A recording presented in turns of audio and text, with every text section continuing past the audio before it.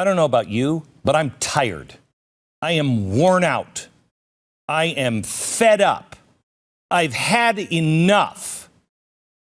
I am tired of exposing corruption, doing our homework, going overseas and having documents translated to make sure they're exactly right, presenting the evidence. We know what's happening, except then once we expose it, nothing happens. Nobody goes to jail. Nobody pays for a damn thing anymore. Nothing.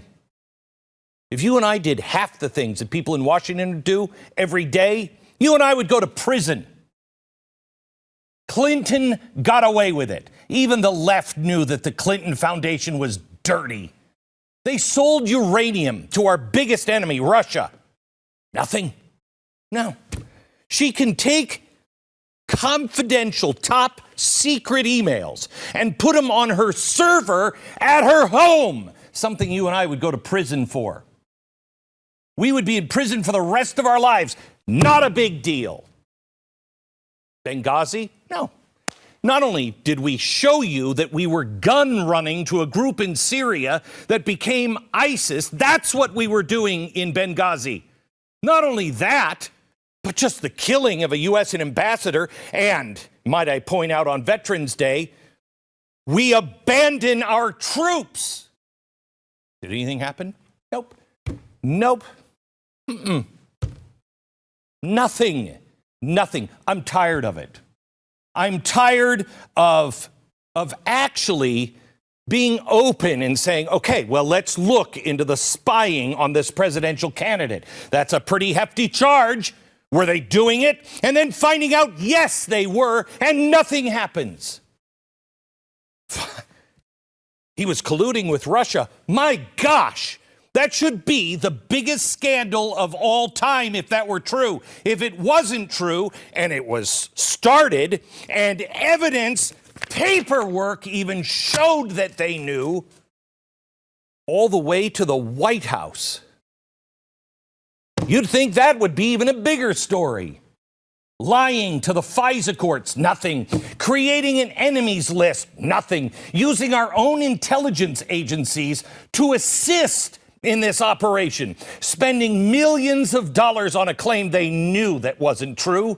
The collusion on Russia, they knew it before the president was ever elected. The scandal, the loss of billions of tax dollars in Ukraine, no big deal. The lies and the collusion with the Obama administration in Ukraine, no big deal. Hunter Biden, forget about Burisma. What was that, $7 billion?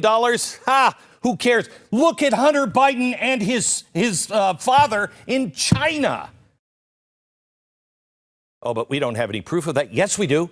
We have all the proof anyone who cares to be honest needs. We have all the documents on his own frickin' laptop, which have been verified for people that were working with him, who were Democrats that had those same emails on their computer. Nothing. The scandal of our Justice Department, the deep state, which I didn't believe in 4 years ago. My gosh, you've got to be dead and probably voting in the last election if you don't see the deep state. The corruption of our media telling us to deny our own eyes. There's a car on fire, and they're like, oh, nothing's happening here. It's totally peaceful. There's a car on fire behind you, but we're not supposed to notice that. Good has been made evil. We have to push back. We have to support those Republicans who are pushing back. They're getting creamed here in Washington, D.C. The media's taking them apart. We've got to support the Jim Jordans who are fighting back. We've got to support the Kevin McCarthys who are allowing Jim Jordan to fight back. That's what we have to do. We have to support those Republicans in the Senate who are fighting back.